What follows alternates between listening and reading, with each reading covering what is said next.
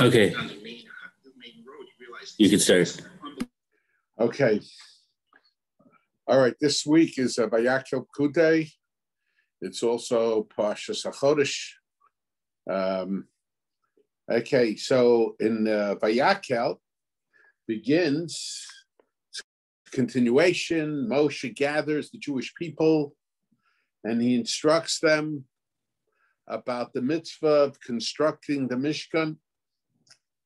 But he also tells them that they have to observe the Shabbos, that the Mishkan cannot be built on Shabbos. Pasuk says, Vayomer Alehem Elav Bar Mishetziva Hashem Lasos. These are the things that God commanded, meaning the Mishkan and everything else,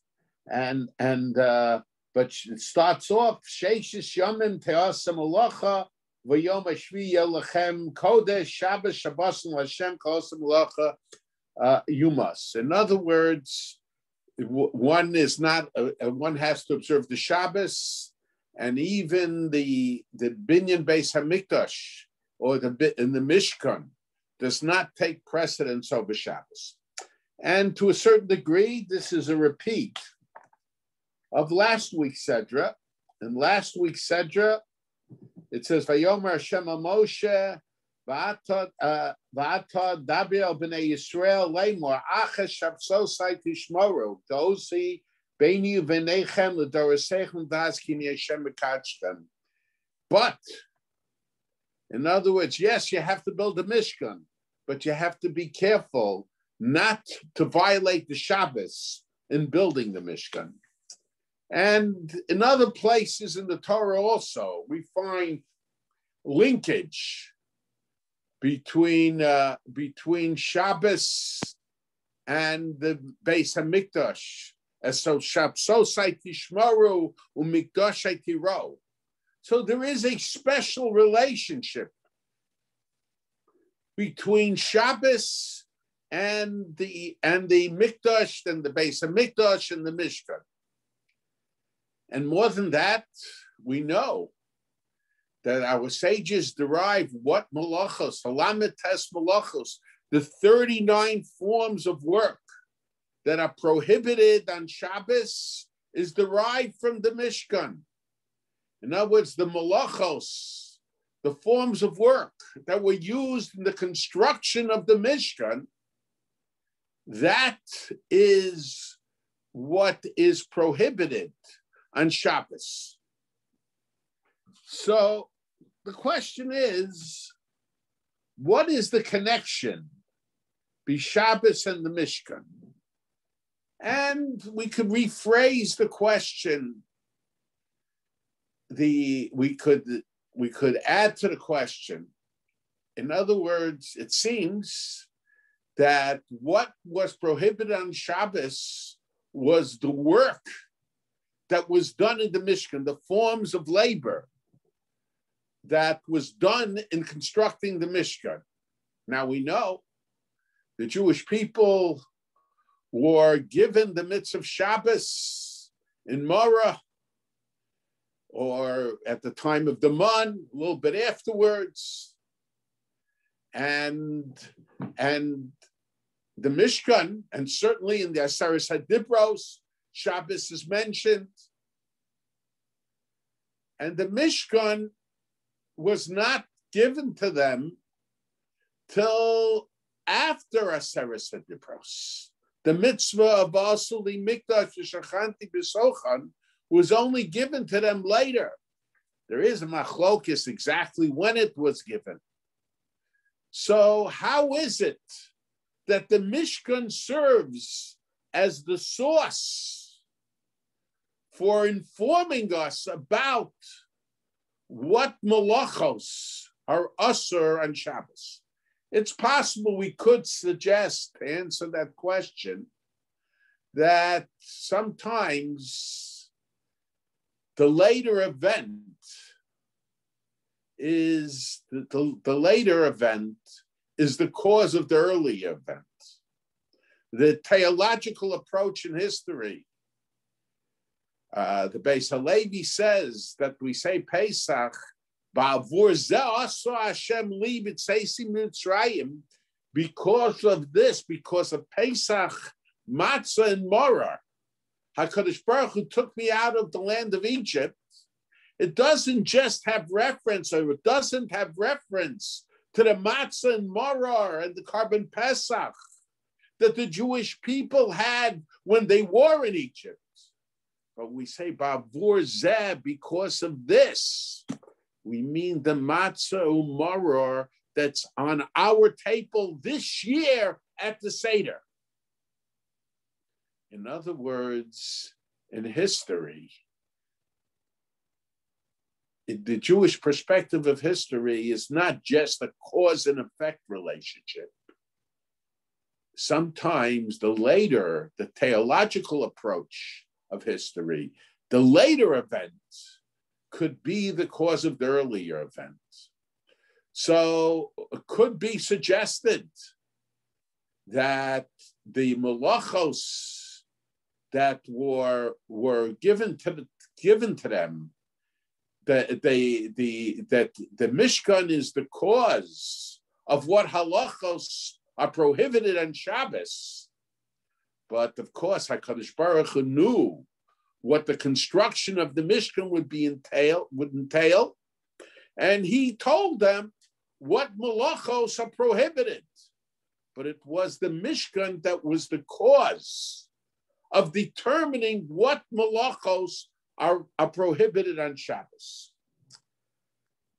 However, there is another question, and that question is, according to many opinions, to determine what is considered a public domain, a Rishus HaRabim, on Shabbos. So according to many Shittas, the Rambam, of course, disagrees, but from Rashi it appears, and from other Rishonim, that an area that is traversed by 600,000 people, some say on a daily basis, that is considered a Rishus HaRabim. And what is the logic for it? Of course, it's based on a certain Gemara, a stira between two brises. But what is the logic behind it? But the logic behind it is because the malachos of Shabbos, the prohibited forms of work of Shabbos, are derived from the Mishkan. And we know at the time of the Mishkan, when the Mishkan was being constructed, when parts of the Mishkan were taken apart for traveling purposes or put together for traveling purposes and brought from one place to another. So it was, the word Torah tells us there were 600,000 Jews that left Egypt, that traversed the Midbar, that traversed the desert.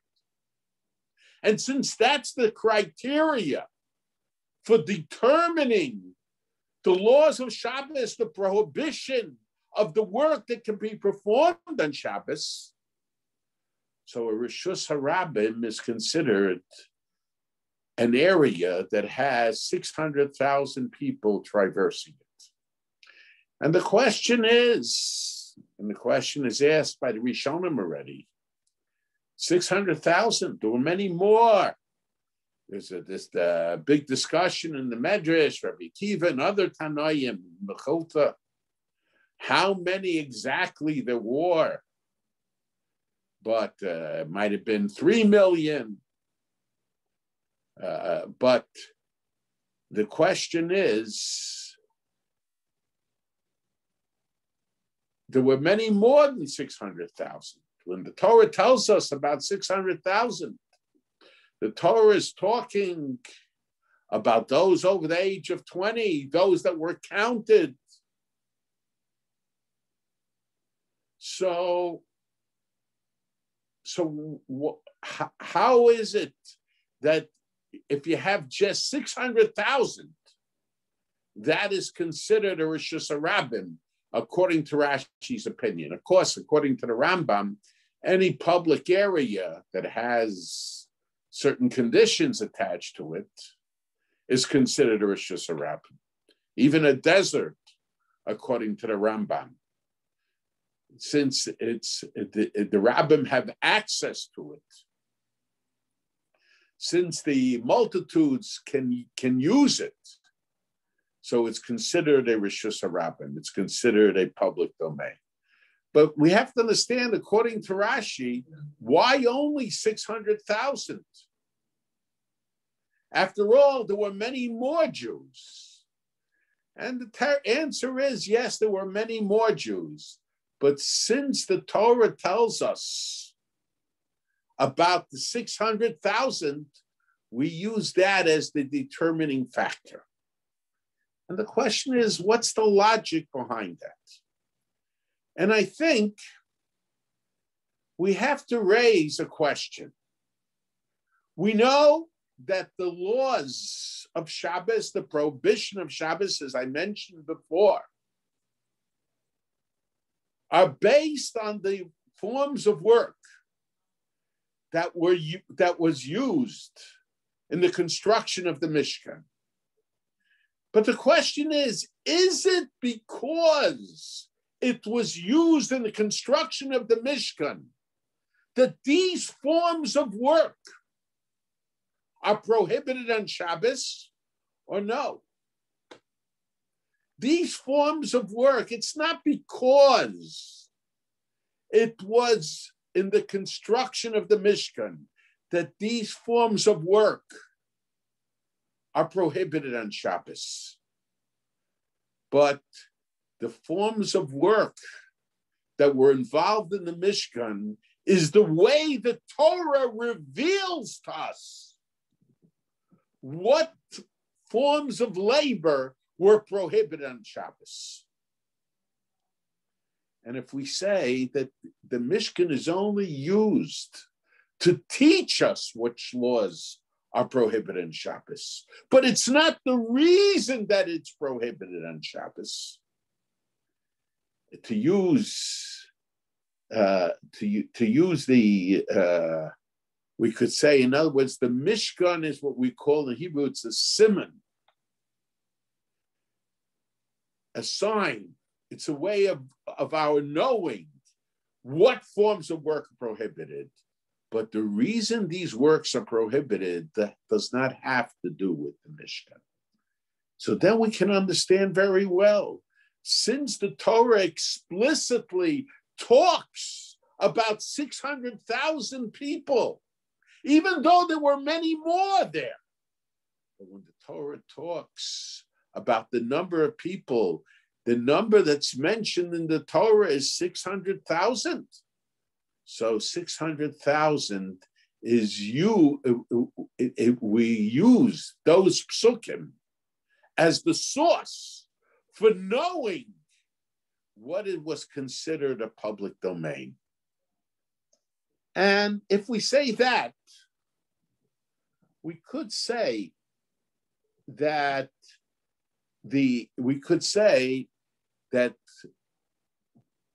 certainly the Mishkan is not the reason these forms of work are prohibited on Shabbos.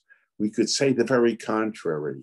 We could say that the details of how the Mishkan should be constructed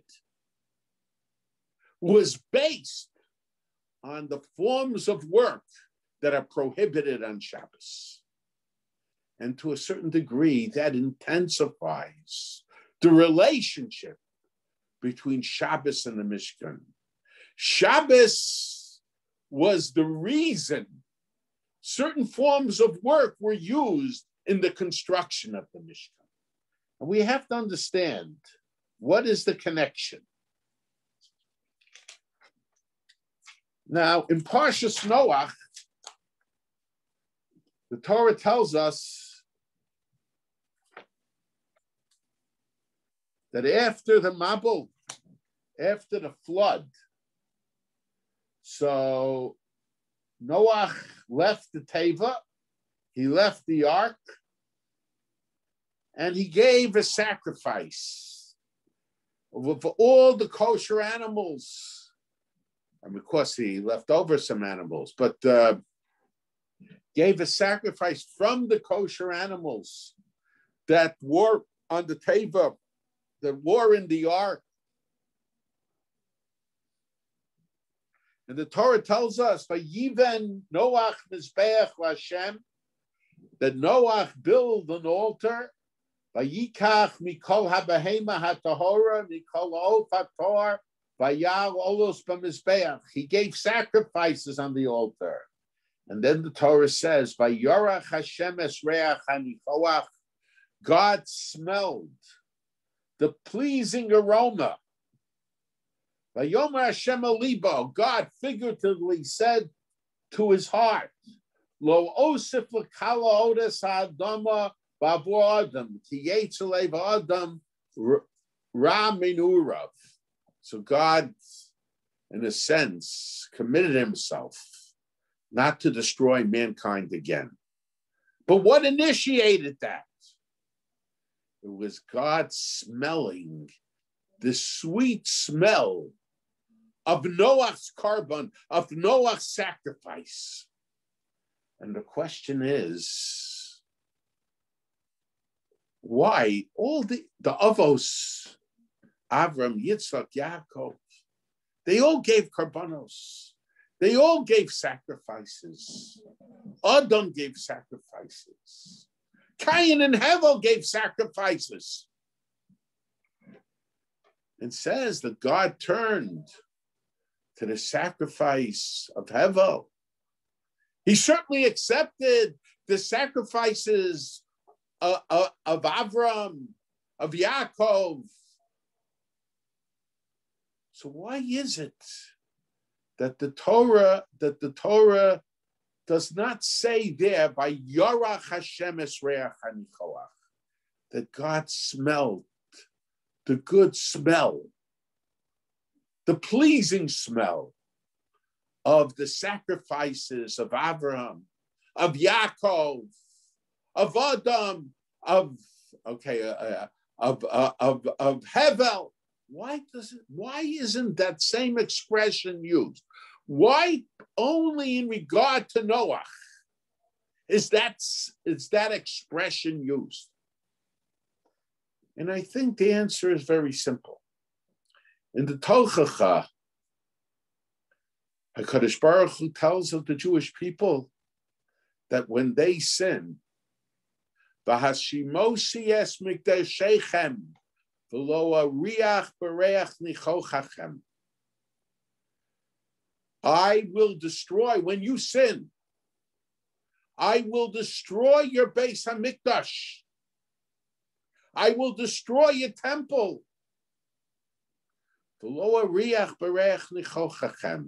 And I will not smell the sweet smell of your sacrifice.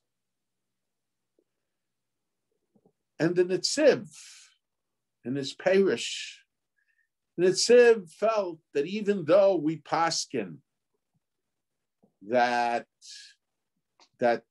the site of the Beis Hamikdash, the site of the temple, was kitcha l'shaita v'kitcha l'asud lavo, was sanctified forever. That means even though today the site of the Beis Hamikdash retains its kedusha, retains its sanctity, that we're not allowed to walk in the areas of the Beis Hamikdash where a tameh, someone who came contaminated because of contact that he had with the dead, is still in effect.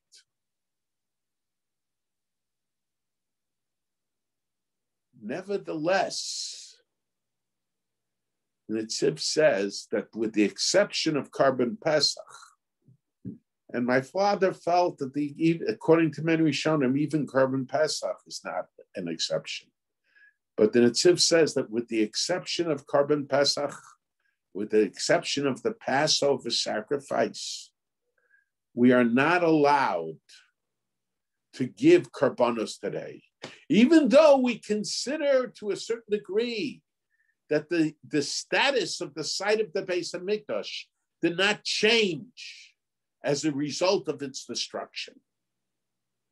Because there's a special halacha that the karbanos, the sacrifices, have to be given l'shem reach nichoach, to produce a pleasing aroma to God. And contained in the Tochacha, in this pasuk,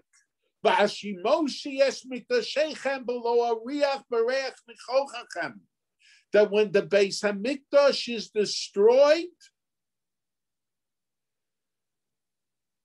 when the Beis Hamikdash is destroyed, there is no reach nichoach, there is no pleasing smell from the sacrifices to God. So since there are no, since a korban, a sacrifice, has to be given l'shem reich nichoach, for that purpose, we are not allowed to give the korbanos. What's the idea? The idea is, we can give it with a mashal. If a couple is having a fight, and the husband wants to make up with his wife, and he brings his wife flowers, and the wife is still very angry. So she could take the flowers and throw them on the floor and say, I don't want your flowers. Why?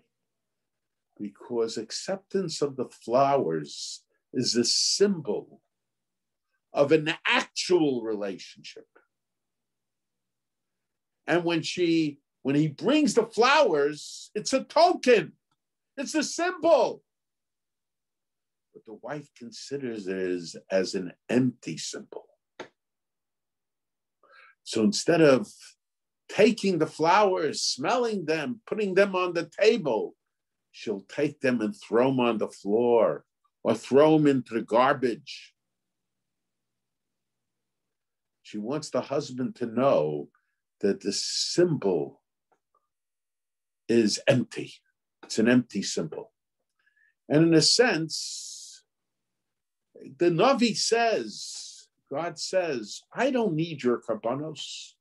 I don't need your sacrifices.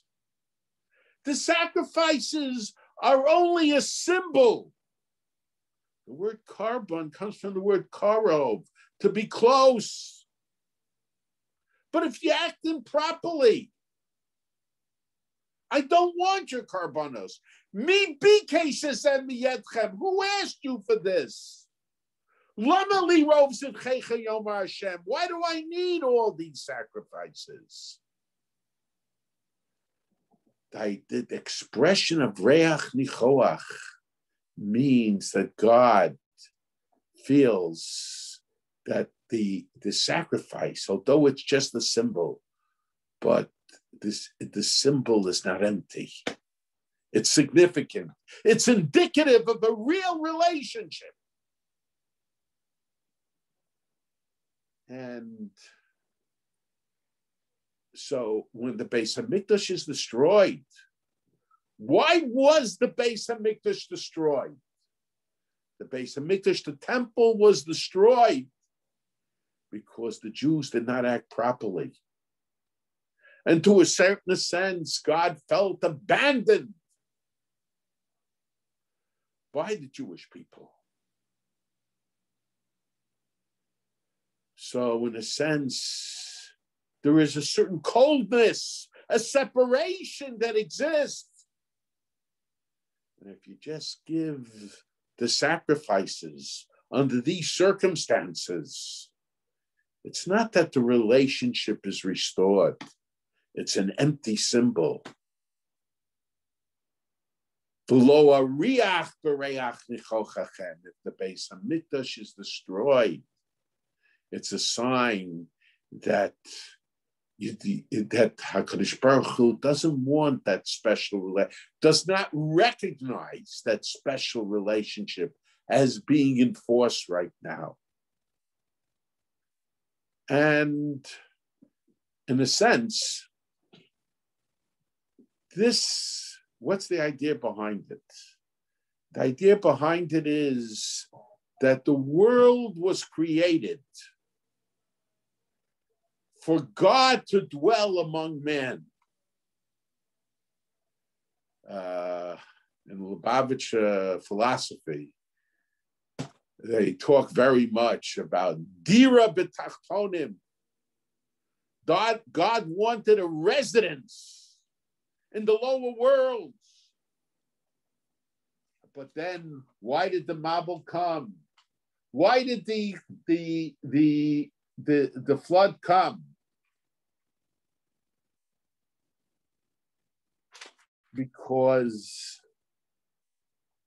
Because God said, Lo yadun ruchi ba'adam. God said that his spirit could not be together with man. There's a number of ways of explaining the pasuk, but the idea is God could no longer reside with man. But the interesting thing is, once the Navi, building a Beis HaMikdash is dependent upon the instructions of a Navi. And once the Navi tells the Jewish people, in fact, the Gemara mentions that when they built the second Beis HaMikdash, that the Navi said, Makrivin afal pishein bayis. You could give karbanos even before the Beis HaMikdash was rebuilt. But why only at that point? Because once God gave permission to rebuild the Beis HaMikdash, at that point we know that the relationship has already been restored. So since the site of the Beis HaMikdash is kitcha l'shaita, v'kitcha l'asud lavo, it was sanctified in perpetuity. So once the relationship was restored, there is already a sense of reach nichoach. God finds the carbon, God finds the sacrifice pleasing to him. But in a sense, this whole idea, and the whole idea here is that the Beis HaMikdash, that the world was a large temple. What is the purpose of the Beis HaMikdash? Ba'asuli mikdash v'shachanti v'socham. It is to bring God and the Jewish people to dwell together. And the purpose of the world was for God to dwell with mankind. And to a certain degree, the Mishkan, the world was a large temple, a large Beis HaMikdash. And once the world was destroyed as a result of the flood, so in a sense, during the destruction, God was indicating that he's not yet ready to recognize an existing relationship. But once the world was completely destroyed, and Noah gave his sacrifice by Yorach Hashem Esreach Hanichoach, that large temple, the world, even though nothing was rebuilt yet, but permission was given for man to dwell in the world. God was indicating by Yorach Hashem Esreach Hanichoach, God was indicating that he wants that the relationship, the original relationship that God wanted when he created man, he wants that relationship restored. That's why there it's by Yorach Esreach Hanichoach. That's why only in regard to Noach, who was dealing with Churban, who was dealing with destruction, that the Torah has to use that example. Now, if we say that the world was a giant temple, a giant mikdash, a dira b'tachtonim for HaKadosh Baruch Hu, a residence in the lower places for God, we could equally say that the temple, and temple being the Beis Hamikdash, the temple being the Mishkan, in a sense, is the world in miniature. In other words, I guess after a certain situation, it becomes apparent that man who spends his whole day and his whole night in the world, he gets so used to the situation that he's not sensitive to the presence of God. And it became necessary to have a world in miniature, a Beis Hamikdash. It wasn't to limit God to the Beis Hamikdash, but it was to impress the Jew about God's existence, of God's presence in the whole world. Why was the Beis Hamikdash destroyed? You look in the Gemara, all the reasons given, senes chinam, all kinds of reasons are given, but not one of them has anything to do with the Beis Hamikdash. Seems it all has to do with reasons that were outside the Beis Hamikdash, outside the temple. So why Midah Keneged Midah? The punishment is based on the form of the sin. Why was the temple destroyed? The answer is the Jews wanted the temple. They wanted a relationship with God. But they didn't want to take God away from the Beis Hamikdash. They wanted to leave God in the Beis Hamikdash. The Beis Hamikdash, the purpose of the Beis Hamikdash was not only to recognize God's presence in the Beis Hamikdash, but it was to recognize God's presence, to remind the Jew of God's presence throughout the whole world. And there are medrashim that talk about different parts of the Beis Hamikdash, representing different geographical forms, sky, oceans. Why? To remind us of God's presence in the world. So, and what is Shabbos? We say, Vayinofash, and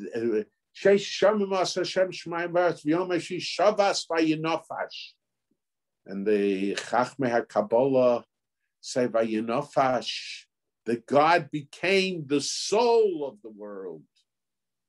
Shabbos represents God becoming the soul of the world. Each day, different things were created. But on the seventh day, God became the soul of the world. We can then understand the connection between the Mishkan.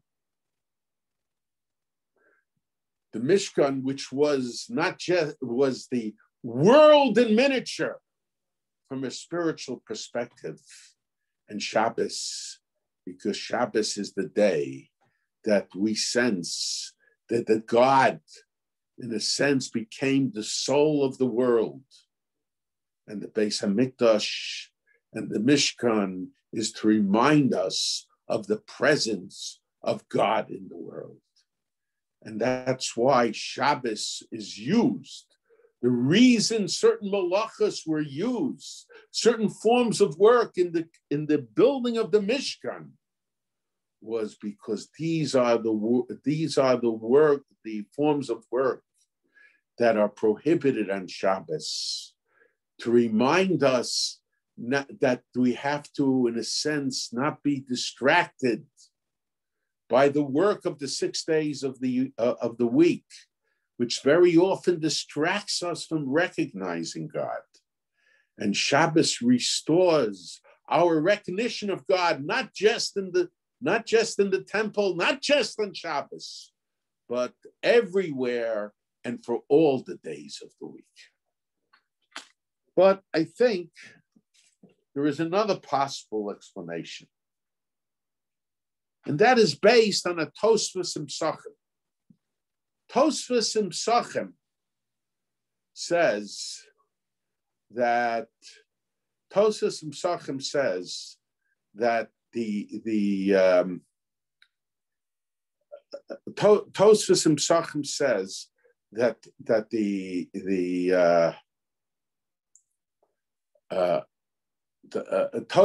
in Psachim discusses what we're going to have this year. When Yontif comes out on Saturday night, on Motzei Shabbos. So in the Kiddush of Yontif, we make Havdalah. And in the Havdalah we say,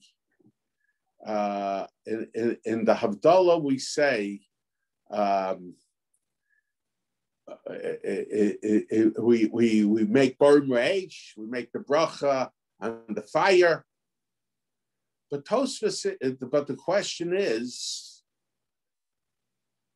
why is it that when we make Kiddush on Saturday night for Yontif, on Motzei Shabbos, why is it that we do not use psamim? Why is it that we do not use psamim? And so Tosfos mentions the Rashbam. The Rashbam says, why do we need psamim? Figuratively, because we know that on Shabbos a person has an extra soul, an neshama yisera,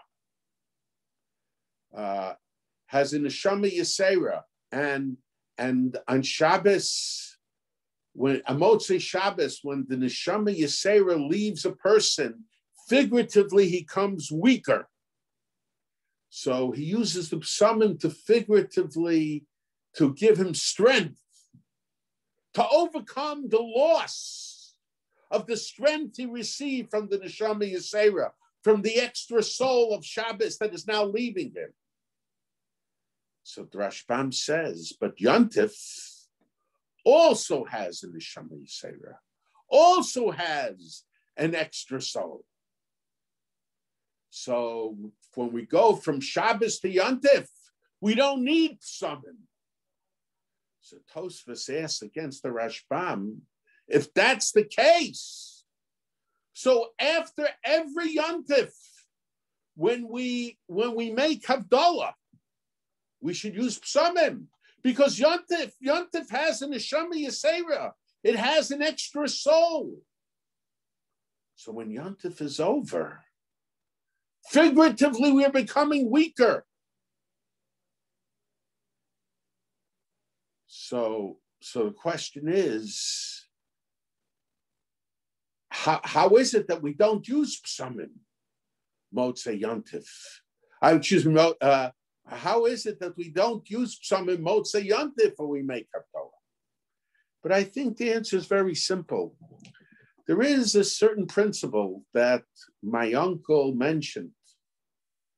And really, I have found the same idea mentioned in other words in the Hasidic Svarim. My uncle said that there is a difference between Shabbos and Yontif. Shabbos, the Jew, God comes to the Jew. We have Kabbalah Shabbos. We welcome Shabbos to our house. Yontif, the Jew comes to God. You have Aliyah L'Regel. You go to the Beis HaMikdash. And even when we don't go to the Beis HaMikdash, my uncle showed halachically that we have to consider the house as God's dwelling place. And Yontif, we're in God's dwelling place. The truth of the matter is that we could say the same Yesod, not just based on the fact that Yontif, on the Regalim, there's a special mitzvah going to the Beis HaMikdash, but in Parshas HaChodesh Hazel Lachem Rosh Chodashim. The Chodesh Hazel Lachem Rosh Chodashim tells us that it is the Jewish people that declare the months. And because they declare the months, they also are the ones, in a sense, who bring the Yontif. That's why on Yontif we say, Mekadesh Yisrael v'Hazmanim. He who sanctifies the Jewish people and the times. And our sages tell us, who sanctify the Jewish people, who sanctify the times. So, but Shabbos, we don't say Mekadesh Yisrael v'Hashabbos, who sanctify the Jewish people on the Shabbos. Mekadesh Yisrael v'Hashabbos, we say Mekadesh Shabbos.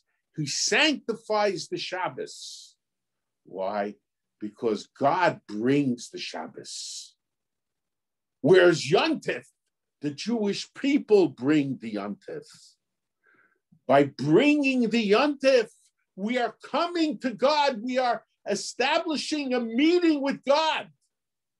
Shabbos, when God comes to us, and there are all kinds of midrashim about God, about Malachim coming to the house. Who is the Kedushas HaShechina? What is the Kedusha of Shabbos? It's the presence of God. So God comes to us on Shabbos. And in a sense, what is this indicative of? But what it's indicative of is when God created the world for Shabbos, when God created the world, that's symbolized by Shabbos, God created the world as a residence for man.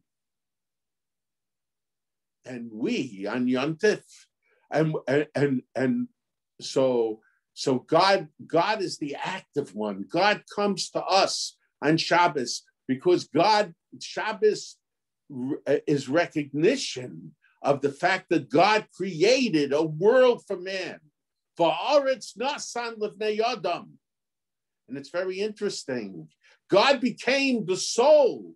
God became the soul of the world on the seventh day. Man was created on the sixth day. So God created the world for man in order that he should go to man to dwell together with man. So Shabbos represents the idea that God created a world for man. However, what is the Mishkan? The Mishkan is man, is the Jew creating a dwelling for God. So corresponding with the dwelling that God made for us as mankind, we as Jews make a dwelling for God.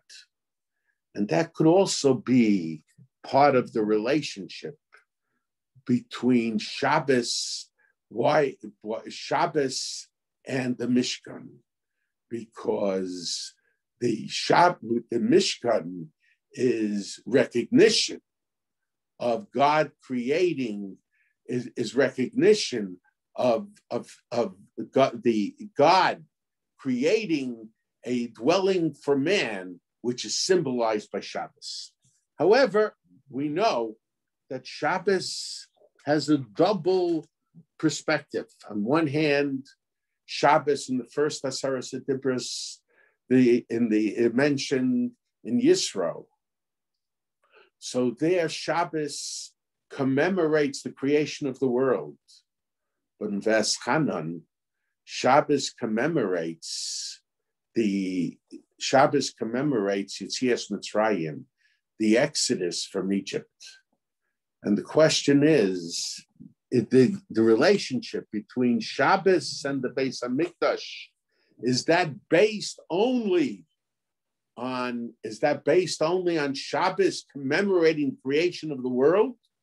Or is that also based on Shabbos commemorating our deliverance from slavery, from bondage in Egypt? And from the Brisker Rav and Chumash and last week's Sedra and Parshas Kisisa.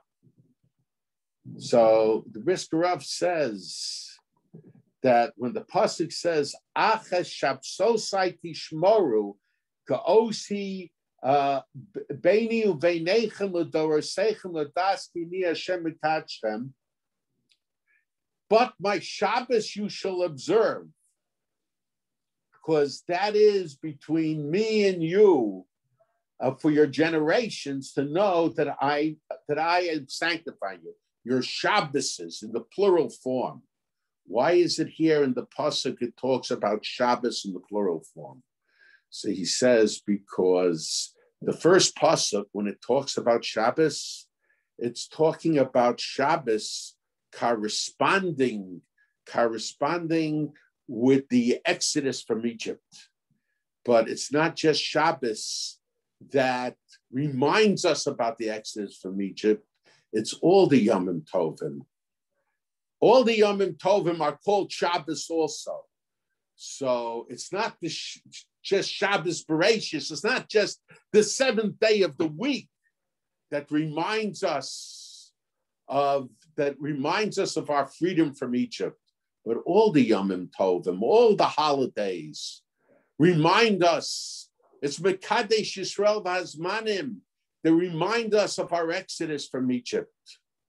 So we see that the pasuk connects not just, but however, at the end, the last pasuk talks about creating a Shabbos commemorating the creation of the world.